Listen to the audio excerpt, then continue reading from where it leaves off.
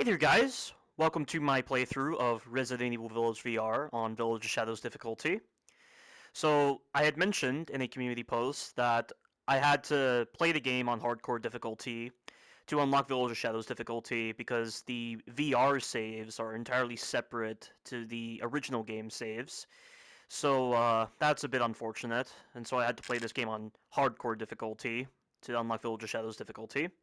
And secondly, you might notice my mic quality is different. It's because I'm using the microphone built into the PSVR 2. To my knowledge, there doesn't seem to be any other microphone you can use for the PSVR 2, so sadly, the mic quality is not the best when you're using the PSVR 2. I can't use the other headset, which I normally use for my PS5, but hope you guys can stomach the quality of the PSVR 2 microphone system. But, just to start this playthrough off, I have to say, guys, I'm not that impressed with Resident Evil Village VR. In fact, there are definitely parts of this game that feel infinitely worse compared to the original version. And Resident Evil 4 VR, I feel like it's a better VR game. I really don't feel like this game is built for VR. And a couple of things to note about the VR version of Resident Evil Village is that this is not its own separate game. This is actually an update as part of Resident Evil Village that just allows it to be compatible with the PSVR 2. I mean, oh, did you see that? There are two key items, right? The family photo and also the bolt cutters. Why the hell do I have to pick between multiple key items when only one key item is going to work for this? I can't tell you the amount of times I've accidentally picked up the wrong key item trying to use it, and it has caused the enemies to catch up to me because unfortunately, just like in Resident Evil 4 VR, you have to use the key items in real time, so the game isn't paused. The enemies are actively chasing you when you're using these key items. What the hell were they thinking putting in multiple key items when you were trying to use them for their designated use? Why would it show the family photo for that particular action? It's so stupid, and it gets in the way of the detection. But now we're going to be encountering the first Lycan. Knife combat on this game is average. But let me show you a couple of things. So you can actually change your grip on the knife compared to Resident Evil 4 VR. Very funny how Ethan, when there's a seemingly normal individual with no fighting experience, can actually change his grip on the knife compared to Leon.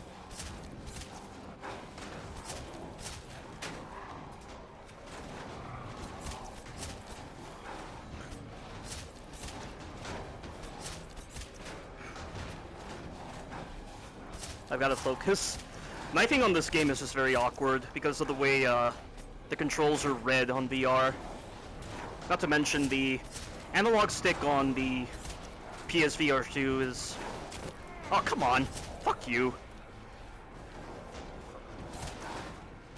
The analog stick on the PSVR 2 isn't as good as the analog stick on the DualSense. I do feel like there's a lot of imprecise motions detected by the analog stick on the PSVR 2. And not only that, but like, as I've already shown before, strafing is just faster than backing up like this, or just going forward. I mean, I think going forward is the same speed, but like, on the PSVR 2, obviously, when you're pushing forward on the left analog stick, you're going to be going in the direction of where you're looking. At least on one setting, you can change the settings to change the way the game reads your movement, depending on the PSVR 2 or the direction of your left analog stick, but I just don't really see the point, and it just seems very clunky that way. But this VR version retains the movement issues from Resident Evil Village. So you know the amount of times I've said that the turning animation has more priority than the sprint? So when you're in the middle of a turning animation, you can't sprint? It's still here. Not to mention, there are just times where, for whatever reason, Ethan stopped. Like, look at that. You see how slow his movement was just then? You saw it for a brief second. But it's stuff like that that makes the movement not feel as good as Resident Evil 4 VR. Resident Evil 4 VR didn't have any problems like this because it was its own separate game. It wasn't using the same movement schema as the original version of Resident Evil 4. You could move at the same speed regardless of direction, and there was no moment where you just slowed down for no reason. And I just don't know why this is the case. You know, like, there are just problems that the original version of Resident Evil Village had that they just didn't fix when they were implementing this update. And it's the same case with the third-person mode. The third-person mode, they didn't even bother fixing a lot of the issues that Resident Evil Village has. I mean, in certain cases, the VR version has fixed certain hitboxes, but you'll see them when I get to them. So that right there is pretty cool. You can actually throw your knife. You can use it to destroy boxes from afar. That's the only utility for it. It's not really useful for enemies.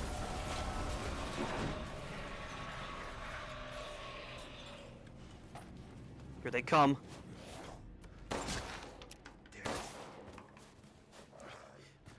So the shooting on this game is a little different to Resident Evil 4 VR. Let me actually show you a setting real quick. So this is the VR settings. So obviously I've changed my camera turn type to be smooth turn rather than just like snap turning. Yeah, so you just snap in a certain direction when you're turning. It's really stupid. Don't like that. I turned off the quick turn because I was getting a lot of moments where I would accidentally hold back on the right analog stick and do the quick turn on accident, only because of how bad the movement is on this game. And so, at force of habit, I just end up accidentally pushing back on the right analog stick just to make sure the movement's working, just like in the original version of Resident Evil Village. And this was screwing me, so I turned it off. There's also gunplay assist options, and unfortunately, you can only change this in the main menu for whatever reason. I don't understand that. Why is this something only restricted to the main menu? But either way, don't have this on. Don't have this on. I mean, you can have it on if you want to. This one's fine. I don't really like this one. This one is needed because I need it for Mother Miranda. Not only that, but when it's referring to auto-cocking, it's referring to the shotgun and the sniper rifle. Obviously, the shotgun, you have to pull back on the slide to fire your next shot. With the sniper rifle, because it's a bolt-action sniper rifle, you have to pull back on the bolt in order to fire your next shot. The detection on pulling back the bolt on the sniper rifle is atrocious when you're trying to use your hands. I don't know how they could mess it up so badly, but you don't notice it as much with the shotgun. I mean, it works fine, just like in Resident Evil 4 VR, but with the bolt-action sniper rifle, it is very problematic. I don't know how they could playtest the cocking of the sniper rifle when you're just doing it manually like this. We're just holding the grab button and pulling on the bolt. I don't understand how they could consider it working as intended. It's just not working as intended at all. And auto-cocking will at least allow the bolt to be pulled back automatically when you're two-handing the weapon. So what auto-cocking does is when you're two-handing the shotgun and the sniper rifle, as long as the game detects that you're using both of your hands for the weapon, it will cock the weapon. So that's definitely needed to remove some amount of clunkiness from this VR version.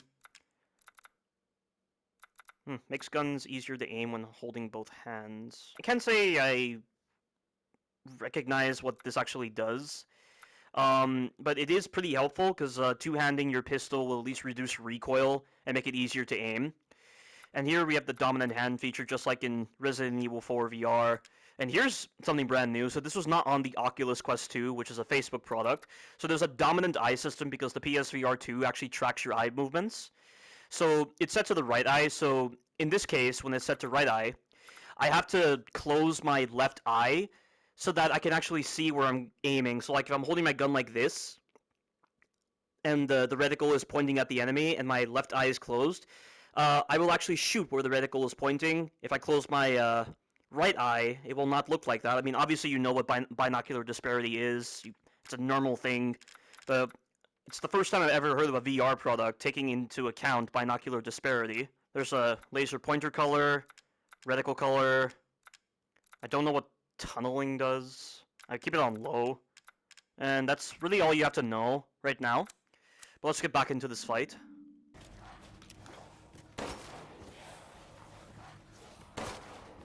So I assumed I was gonna have problems with this being a reticle-based game because I don't really know how you can play a VR game without some kind of laser sight.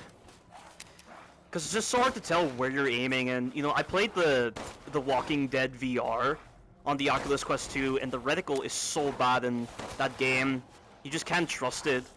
So because this game doesn't have a laser sight system, I was very concerned that there would be problems, but it's actually not that bad. I think the reticle works fine. But reloading. I need to talk about reloading. So I'm pressing circle on the right controller in order to drop my magazine, and I'm grabbing the magazine from the front side of the left-hand side of my body, and I can actually place the magazine in, and at least in this case, because I have auto-cocking on, I don't have to pull back on the slide in order to allow me to fire my bullets. I mean, if you reload like a partial magazine, like if you have like a partially empty clip when you're reloading like this, you don't have to pull back on the slide when you reload. Oh shit, he's breaking down. So one good thing about the VR version is that when Urias slams his hammer on the roof, he will not shake the screen, so it doesn't affect your aiming, which is nice. So like if I were to deplete the magazine and I had just 0 bullets left, I would have to load the magazine and pull back on the slide, but with auto-cocking on, you don't have to do that, which is good. So if you are playing with auto-cocking off, knowing how much ammunition is left in your magazine is very important. But obviously, it leads to clunkiness, so you need to have auto-cocking on, for sure. So this barricade mechanic, you have to grab it with both of your hands and then move it in the correct direction so that Ethan does the animation. It's a pretty slow process, and it's very problematic when you're starting Cassandra's boss fight. Yeah, certain bosses do not feel very good on the VR version. I haven't had the chance to test Moreau's boss fight on Village of Shadows yet. I've only done it on hardcore difficulty, but with the way they've changed up the equipment, where they've allocated the pipe bombs and the mines to certain parts of Ethan's jacket, I wonder if that's going to impact my strategy against Moreau. So you can see right here, the knife is mounted to Ethan's arm. Again, a seemingly normal individual with no fighting experience doing something that military personnel would likely do when trying to quickly access their knife, yet Leon doesn't do that in Resident Evil 4 whatsoever. I mean, he mounts it to his chest, which is a standard military thing, or just someone with special training. But I think the idea of mounting your knife on your arm is actually a cool concept.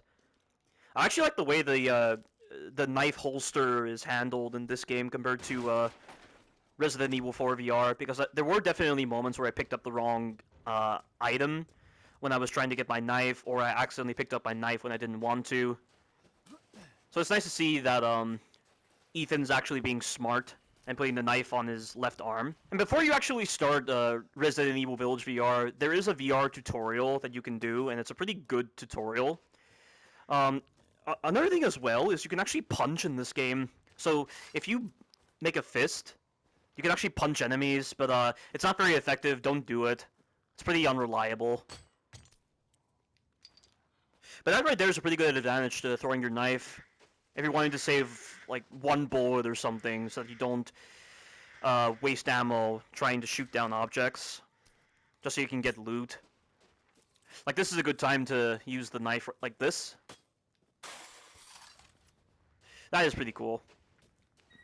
A shame that throwing the knife doesn't have any other advantages. It still does the same amount of damage.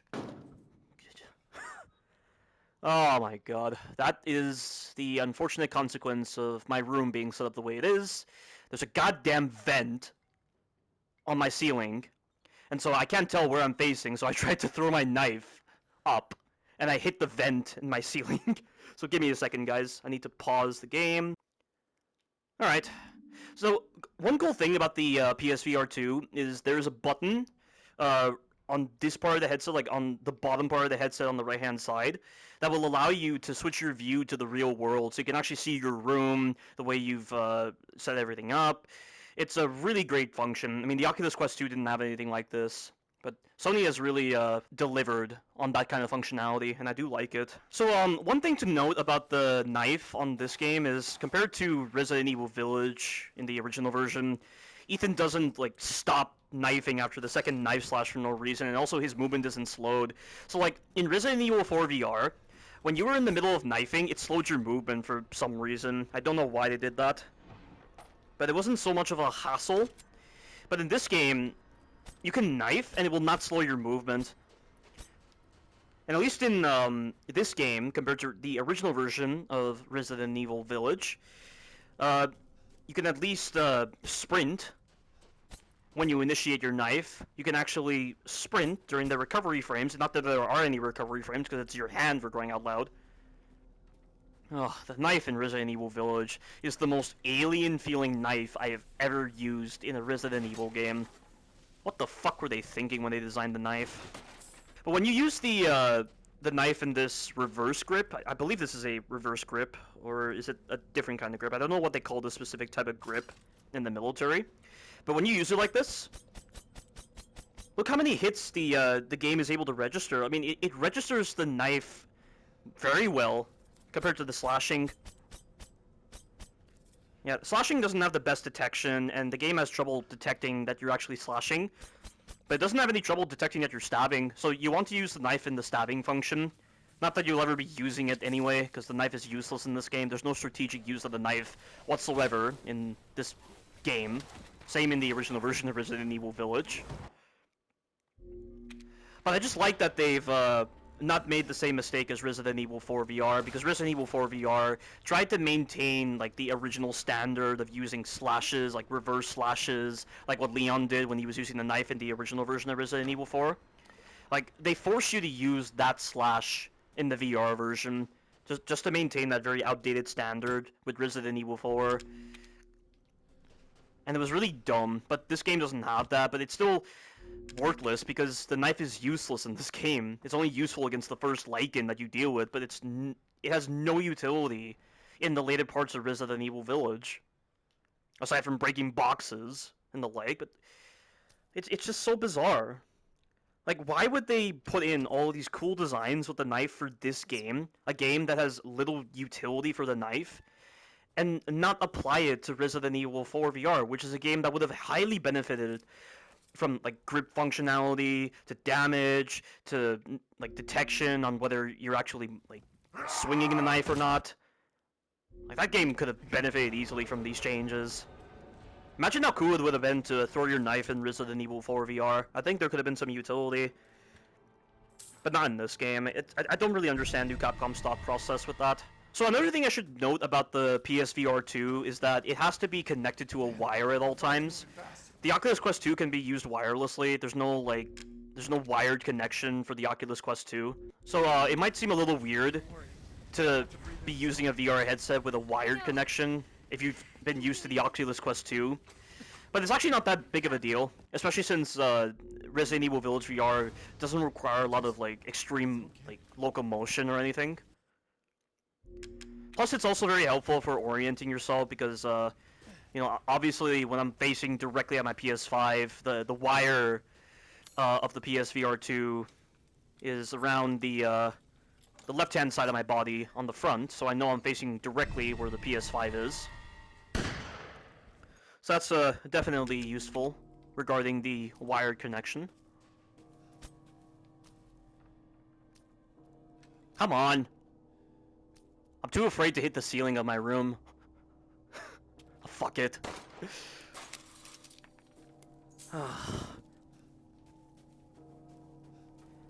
You can play this game while sitting, by the way. There is an option for that, but I don't really see what it does. Like, the VR settings option of Resident Evil Village has a sitting option, but I don't notice any sort of difference. And you can set up a Guardian space on your PSVR 2 to handle sitting. But honestly, I don't feel like new Capcom was that flexible when implementing the PSVR 2 features of this game. I feel like the PSVR 2 features only benefit players that are standing, not sitting. I just think it's a very clunky process. Like, look at this, by the way. You see the weapons here?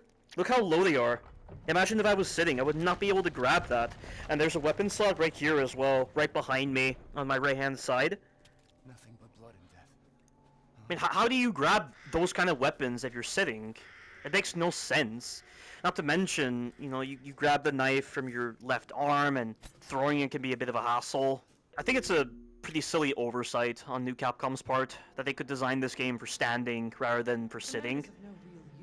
And believe me guys, standing still for a long duration actually puts a lot of stress upon my legs. So you're gonna have to move your legs around a lot, just do a lot of stretches. If you're gonna be playing a VR game while standing for an extended duration, I cannot begin to tell you how much my legs were really tight when I was playing through this game, and just standing up for an extended duration. But this part is badly designed on the VR version because of the changes that they've made with the sprint. So you know, even when Ethan did certain actions like dropping down while he was sprinting, he would always have his sprint carried. But like right here, if I were to drop down while I'm holding the sprint button, his sprint would not be cancelled. But in this game, in the VR version, my sprint is cancelled, and that slight hesitation allows those bow and arrow guys to hit you very well, and it's pretty dumb. Like the chances of being hit by those bow and arrow guys in that running sequence is very high. It's a lot higher on this VR version compared to the original version. So you can actually see outside the map on the VR if you put your head through the walls. And sometimes it'll black out and it'll force you to get back into the playable area, but other times it doesn't really do that.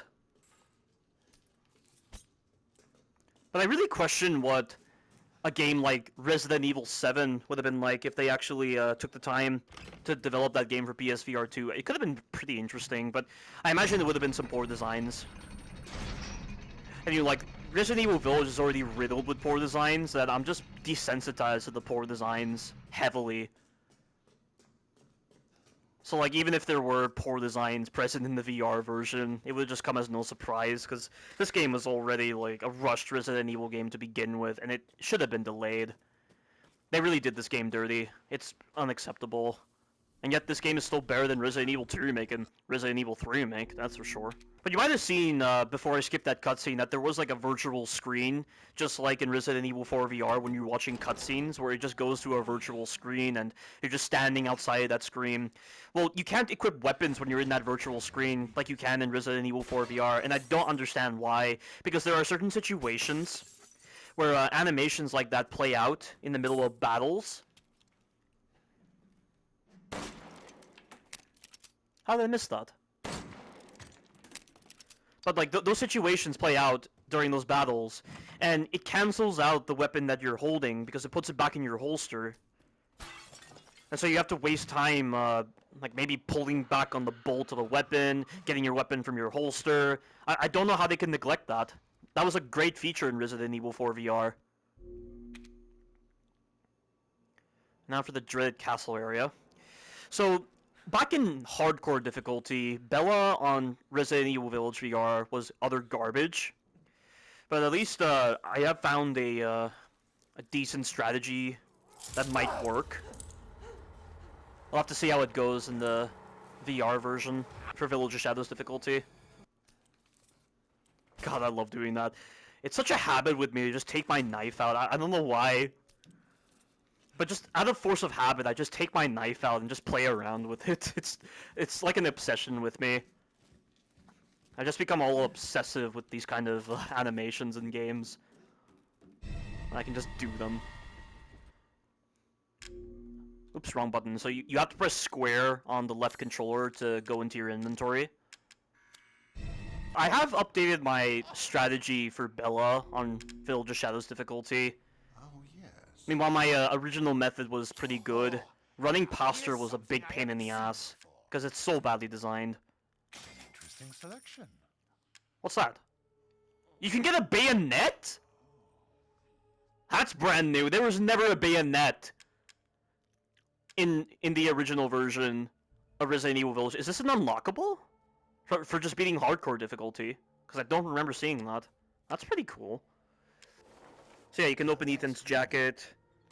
So this is where the mines are, and on this side, this is where your pipe bombs are, and then this is another weapon slot. In fact, just showing the inventory. Here are the weapon slots. You can only have 4 weapon slots. I don't really understand why they can't put a weapon slot on this part of Ethan's body. I mean, I know the ammunition's right there, but you could just put it behind him. I just think it's a little too cumbersome and tedious to just open up your jacket and grab a weapon. And also, if I were to have a weapon in my inventory that was not assigned to these holsters, I can't use the weapon until I pull it into a holster. So I have to replace one of the weapons in my holsters for the weapon I want to use, and it just makes it a slow process, pretty much. I mean, then again, it was already like that in Resident Evil 4 VR, but you could excuse it because going into the inventory to use your weapons or just equip them was already like a standard thing to do in the original version of Resident Evil 4, so it was just another part of that. But on this game, I mean, you know, you have like an inventory system that just allows you to pick weapons and also assign them to holsters, and it's just, you know, it doesn't feel right. Oh man, I am not looking forward to Bella. Bella is going to be a big pain in the ass, guys. I've already seen some of the movement problems like what you just saw then, where Ethan slowed down for no reason. So on hardcore difficulty, I used only my pistol against Bella, but I might need to use the shotgun against the Moriekas. Let me just craft some ammunition real quick. So let me just do it 2 times. I think 2 times should be enough. Get this. But one has to wonder why the knife is part of the inventory if Ethan's mounted it to his arm. I mean, it's not obstructing any storage space that he currently has. If he's mounted it to his arm, why is it a part of the inventory? That doesn't make any sense. Like, Leon mounted his knife to his chest, so it wasn't obstructing any storage space. That's why it wasn't included in the inventory. But why is the knife included in Ethan's inventory if he's mounted it to his arm? It's so stupid. So my strategy for Bella on Village of Shadows difficulty is to use 2 mines. Oh, and by the way, the flashlight isn't on automatically. I don't know why they removed that feature, so what you have to do now is you have to take out your flashlight, turn it on, and then put it back in. Why do you have to waste time with that? That makes no sense. I don't understand new Capcom's logic with that. Okay. This is how placing mines work. You do it 1 at a time. Pretty fast process, as long as your code is opened. Don't slow down, Ethan. Oh shit.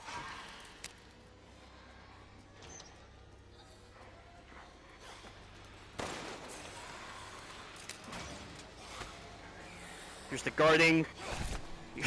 The game is really good at detecting that you're guarding. I really like that. The guard detection, I really thought they were going to screw it up on this VR version, but they haven't.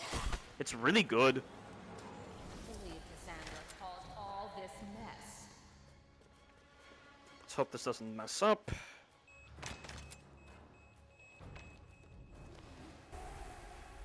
Where are you going, little one?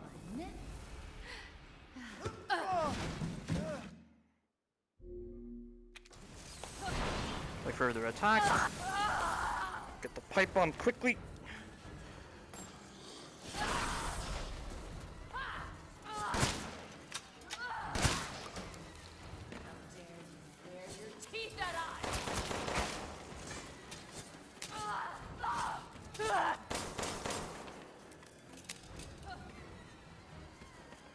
I'll slice your throat and stuff it with worms!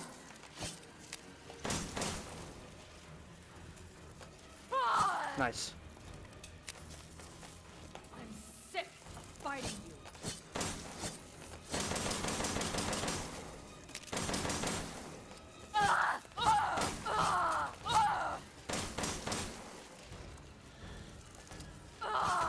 Yeah, you have to wait until Bella breathes to know when to move, to avoid that really bad hitbox.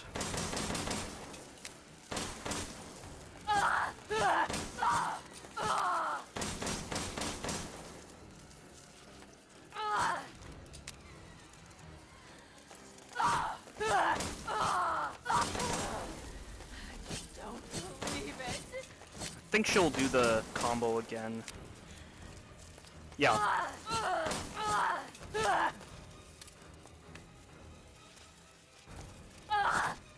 I didn't reload my shotgun. Damn it, I pressed the wrong button.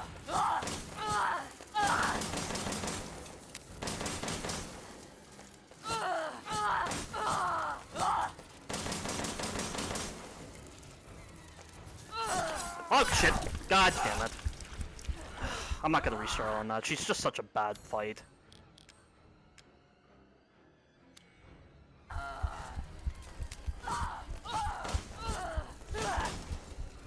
Oh, interesting. I don't know. Shit, boss. That's still equally as bad. Except it feels worse, because, like, you know, that method I use where I shoot her at the third hit of her combo to bypass the crappy hitbox, it doesn't work so well with the shotgun. Because what happens is the shotgun ends up going through her like this, and so you end up missing. Pretty, unfortunate that I didn't reload the shotgun when I should have done so earlier. Also, for some reason, there's no there's no mechanic on Ethan's arms or anything to indicate what your health is. And it's so hard to see the heartbeat monitor when you've taken damage. I mean, the only other indication is just the red around the screen. You see, like, red around your screen when you take actual damage. This game doesn't really have anything like that. Like, why isn't there some kind of wristwatch or something that Ethan has on his wrist, just like Leon does in Resident Evil 4 VR? At least the good news is I might be able to heal myself, because when I do go to that moment where Lady Dimitrescu cuts off my arm, and then Ethan heals it with that first aid med, it should heal me. And weirdly, that first cutscene where Ethan used the first aid med after he got out of those hooks, I looked at my health on hardcore difficulty, and it didn't heal it, which is odd, because that's supposed to be a mandatory heal.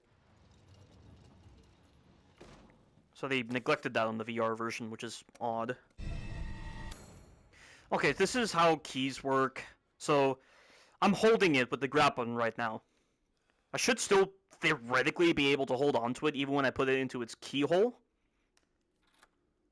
Look, I'm still holding it, and it took it off for whatever reason. And also, this is something that is a huge problem when you're escaping Lady Dimitrescu after she cuts off your right arm. But, like, you have to open a door at this angle right over here, because it's a door that has the keyhole on the right-hand side, but you have to use your left hand like an abnormal individual. So, you have to grab onto it, hope the game detects you turning, and it has a terrible time detecting me turning. Like, it's so bad.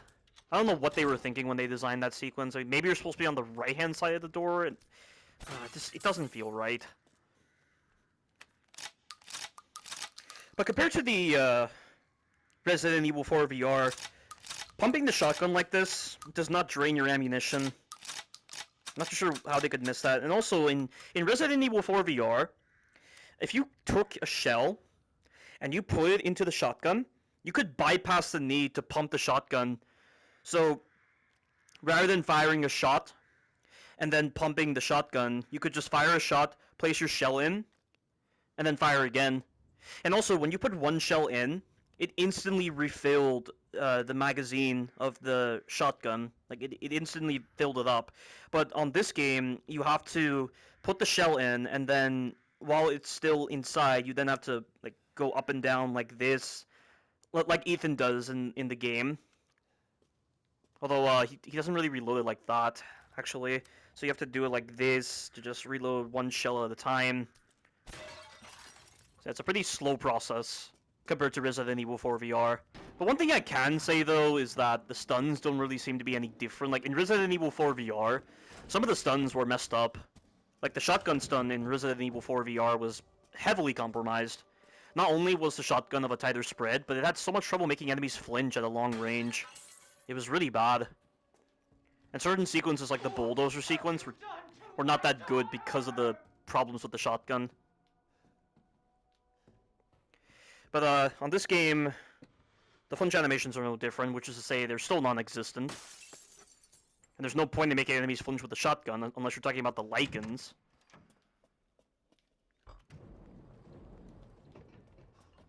Okay. Good thing the game has an autocorrect function if you just let go at the right moment when you're turning. Also, you can't push in this game. There's no push mechanic on the VR version. Not that it's needed, because the push was useless anyway. Had no utility whatsoever in Resident Evil Village. One has to wonder why New Capcom even put it in the first place with how little it's utilized. So at least you can sprint while guarding in this game like this. That's very reliable. So like right here. There's a door like this coming up in a short moment, and you have to open the door like this. And well, I somehow did that easily, yet it was a pain in the ass the last time I went through that sequence. Alright. Let's hope the game doesn't screw up. You will learn what it means to insult my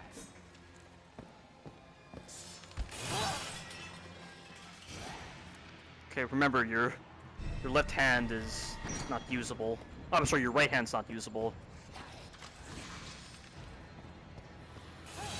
You can use your guns during this moment. You could not do this in the original version of Resident Evil Village. Not that there's any utility for it. Because again, it takes 2 shotgun shells to knock over the Moriekas, which is retarded.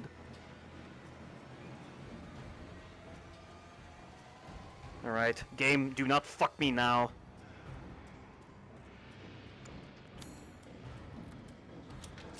It didn't fuck me, thank God. I guess it was just my angle. Maybe it was just that. At least during this cutscene, take the time to bend your knees a bit.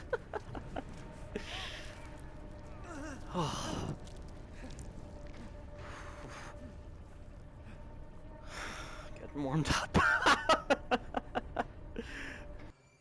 I guess with the added utility of using the key items yourselves, doors technically open faster because of that, compared to Resident Evil Village.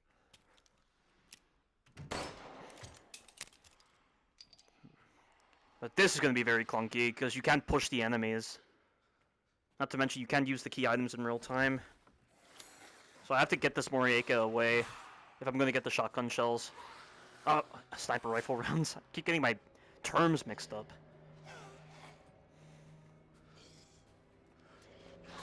But I don't understand why they haven't put in a push mechanic. Like, they could have assigned a button or something. Like, why did they remove it? I mean, I know it said it was useless originally, but in this case, it's pretty useful. And there's some clunky detection on the X prompt, so I had to pick that up myself to bypass the crappy detection. But coming up is going to be a big change.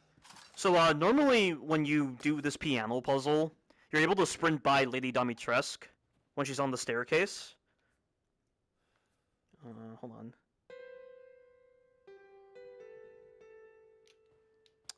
Whoops. But on this VR version, she somehow gets down the stairs faster and she's able to cut you off, so you can't get past her the same way like you could in the original version of Resident Evil Village. So watch. See, like, she's already down. She's cut me off. So I have to lure her all the way over here so that she doesn't catch me. Because she can be very fast when she wants to. That was pretty close.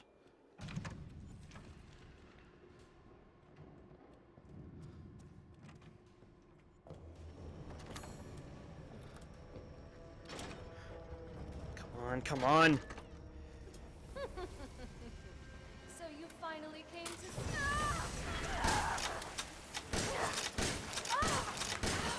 so mean. Yeah, the auto-cocking can sometimes get in the way when you're using the shotgun.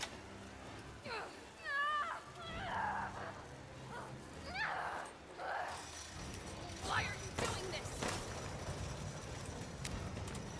This can be a bit clunky on the detection as well. Why would you do this?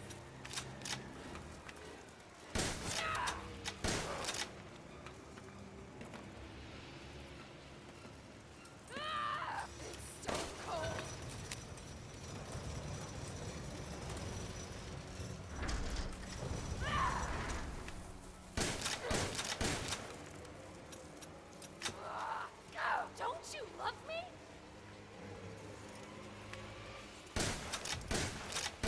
Oh shit! I don't know why it's prioritizing the map.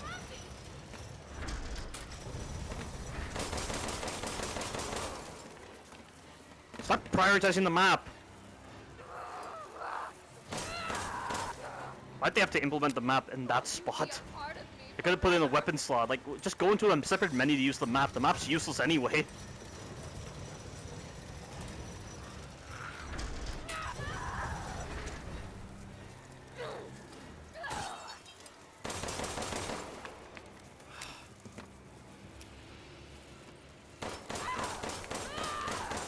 How the fuck is she still alive?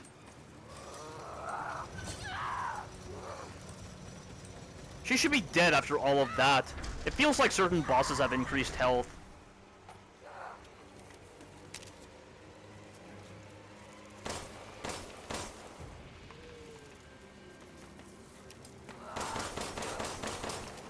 How the fuck is she still alive?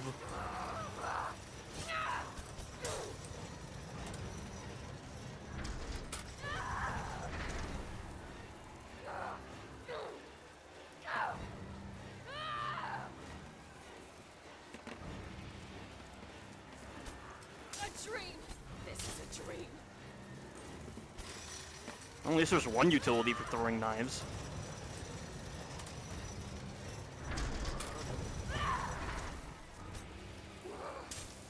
Uh-oh! Yeah, I don't know why she just chooses to run sometimes. Look at this, how the fuck is she still alive? But the damage value's just broken on her in this VR version? She should not have this much health. I've killed her way faster than this.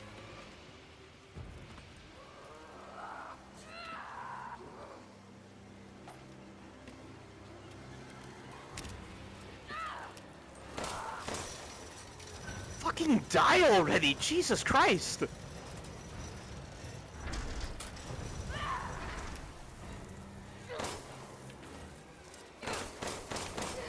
Finally! What the fuck is wrong with that? Why does she have increased health? Bella didn't have that much health? What the fuck? I get that I was at a distance, and so, like, damage mitigation's probably a factor to consider. But even then, on the original version, it would not take that many bullets to finish her off. Why the fuck would New Capcom want to prolong this abysmal fight? That's not even a fight, it's just a waiting game. Yeah, but I did notice that plenty of times where, Daniela just seemed to have more health than usual, but when I was fighting Cassandra felt like she had less health for some reason. I mean, that was on hardcore difficulty, but and I haven't played hardcore difficulty in a long time with this game.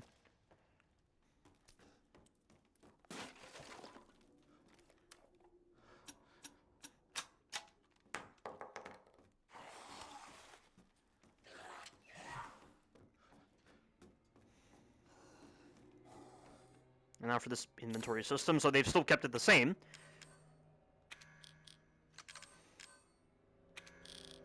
I never combined the part with the... Oh! That's why! It's because I didn't combine the part! I didn't combine the part! God damn it. That's why Daniela was taking so long, because I didn't combine the part. I'm sorry, this new VR format is just not making me, follow the normal route that I normally take. So I just wasted a lot of ammo. Not that it matters.